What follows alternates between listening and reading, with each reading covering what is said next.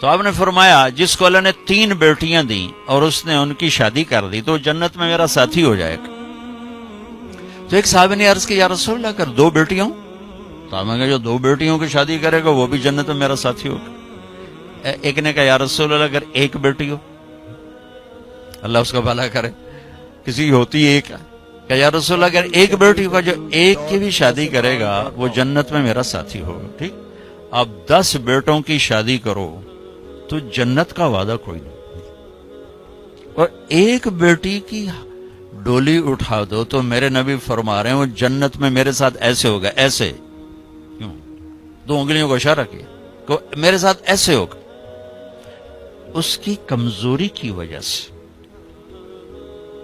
کہ وہ پستی ہے۔ تو میرے نبی نے مختلف مزاج کی عورتوں سے شادی کر کے خوبصورت زندگی پیش کی، نمونہ پیش کر کے تشریف لے کے، بچوں سے نسل چلتی ہے، بچے باپ کی جگہ سنبھالتے ہیں اور ان کی شادی کرنے پر اجر ہے، جنت کا وعدہ کوئی نہیں۔ اور بچی پرائی نسل لے کر چلتی ہے، اپنا گھر چھوڑ کے دوسرے گھر چلی جاتی ہے، اور میرے نبی فرما رہے ہیں 3 کی کرے تو ایسے، اور 2 کی کرے تو ایسے، اور 1 کی کرے تو میرے ساتھ ایسے ہے، اور 10 بچوں کی کرے تو اجر تو ملے گا، جنت کا وعدہ کوئی نہیں۔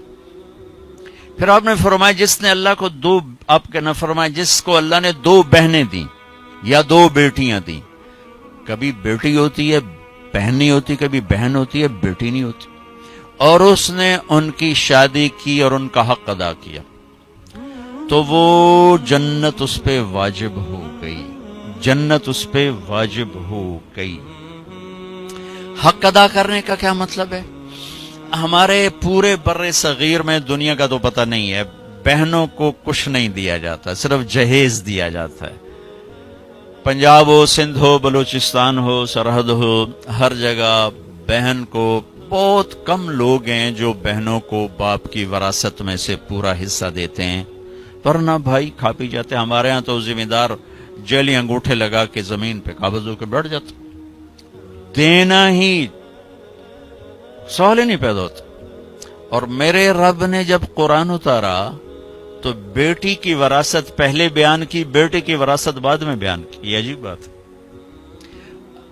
یہ عرب کا دستور تھا کہ بچی کو کچھ نہیں ملتا تھا، سارا بیٹے کا۔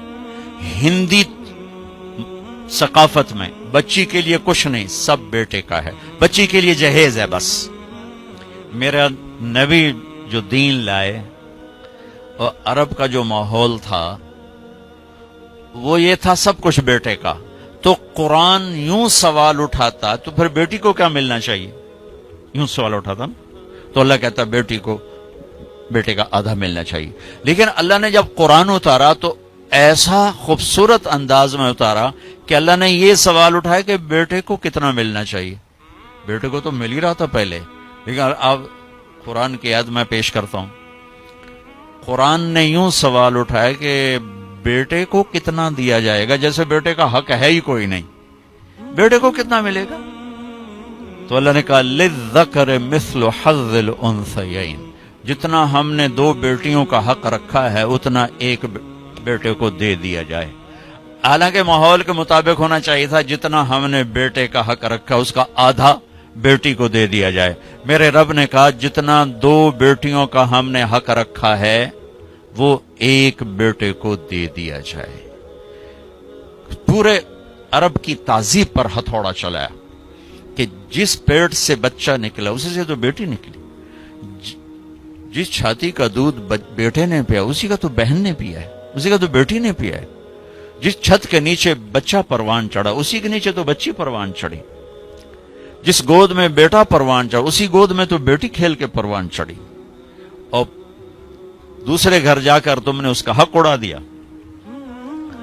چور چوری کرے تو پکڑ کے تھانے دیتے ہو، یہ جو سارے بھائی چور بیٹھے ہیں ان کو پکڑ کے تھانے کیوں نہیں دیتے ہو؟ جنہوں نے اللہ کی شریعت کو یوں مذاق اڑا کے رکھ دیا۔ میں ریمنڈ جب پڑھتا تھا تو میں اپنے استاد صاحب جن سے میں نے قرآن کی تفسیر پڑھی ان کے لیے شہد کی بوتل لے کر گیا، 10 روپے کی شہد کی بوتل، اپنے باغ سے میں نے اتروایا. میں نے پیش کیا کہ استاد جی آپ کے لیے شہد لایا ہوں. کہنے لگے کہاں سے لائے ہو؟ میں نے کہا جی میرے اپنے باغ کا ہے. اب آپ سوال پہ غور کرنا. فرمایا تیرے باپ نے اپنی بہنوں کو وراثت میں سے حصہ دیا تھا؟ تیرے باپ نے اپنی بہنوں کو تمہارے دادا کی وراثت میں سے حصہ دیا تھا؟ میں نے کہا جی اللہ کا بڑا شکر ہے میرے باپ کی بہن ہی کوئی نہیں تھی. جے ہوندی تا کدی نہ دین دے. کون دیندا ہے؟ جے ہوندی تا کدی نہ دین دے. میں نے کہا جی شکر ہے 2 ہی بھائی تھے, انہی کی ساری زمین ہے, وراثت ہے, میرے ابے کی بہن ہی کوئی. اچھا تو تیرے دادا نے اپنی بہنوں کو حصہ دیا تھا؟ میں کہ میں جمعیا ہی کوئی نہ ہوں, میرے کو لکی پوچھی جانتے ہو دادے دیتا ہے کہ نہیں دیتا. اتنی ریسرچ کے بعد ایک 10 روپے کی شہد کی بوتل مجھ سے قبول فرمائی. کیا مطلب تھا اس سوال کا کہ اگر تیرے باپ کی کوئی بہن ہے اور اس نے حصہ نہیں دیا تو یہ شہد میرے لیے جائز نہیں ہے, اور اگر دیا ہے تو پھر ٹھیک ہے لے میں رکھ لینا. جب میں نے تسلی دی جناب میرے ابھی تو کوئی بہن کوئی ہیں, 2 بھرائی ہیں بس, اور کچھ. میں کہا اچھا ٹھیک ہے اب رکھ دو.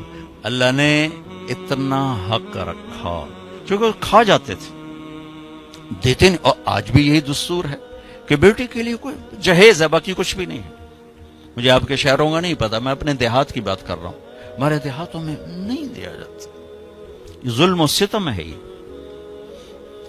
پھر یہی میرے نبی نے فرمایا, جو بیٹی کا پیدا ہونا عیب تھا عرب میں, تو میرے نبی نے فرمایا اللہ نے جس کو پہلی بیٹی دی بیٹا نہیں دیا, اور اس نے خوشی کا اظہار کیا, تو آسمان سے ایک فرشتہ اترتا ہے جو بچی کے اوپر اور بچی کی ماں پر اپنے پر پھیلا دیتا ہے. زمرد کے پر ہوتے ہیں, اور وہ کہتا ہے جو تم دونوں پہ خرچ کرے گا اللہ اس کا ساتھی ہو جائے گا. تبلیغ نیوز کی جانب سے ماہنامہ ذوق زندگی, زندگی بدلنے والے واقعات, تربیت اولاد, کامیاب اور خوشگوار زندگی کے راز. Contact number 0300 4610111.